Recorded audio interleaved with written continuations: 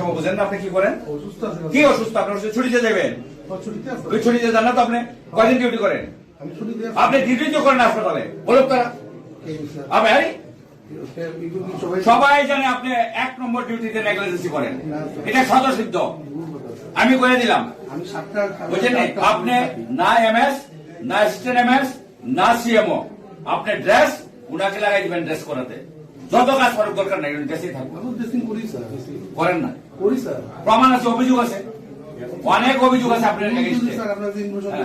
না ইমোশনাল না, যেটা পারফেক্ট, বুঝলেন? দেখা দেবো, বুঝলেন? ইমোশনাল আমি তো অনেকদিন ফোন করছি আপনাকে, ফোন করলেই আপনি হাসপাতাল পাই না, আপনি হয় কৈলাস নাকি কুমারঘাট। আমার পিসি মারা গেছে। আরে পিসিকে প্রত্যেকদিন মারা যায়, প্রত্যেক মাসে মারা যায়। কইলাম তো আপনার আমি কয়েকদিন ফোন করছি, একদিনই ফোন কোন কোন সময় আপনি ফোন তুলেন না। আমি একদিনই স্যার ফোন করছি। এই তো কইলাম তো, ফোন না তুললে কি করবো আমরা? কইলাম তো একদম ভুল করতেছেন। না না, তোমার কথাবার্তা আমি ভুল করতেছি। না তুমি তার কথাবার্তা ভুল করতেছেন। একদিনে ফোন করছো, তার মানে কি? আমি কোথাও কয়েকদিন ফোন করছি। মিথ্যাবাদী তোমার কাছে। না না, কি বুঝাইতে চাও তুমি?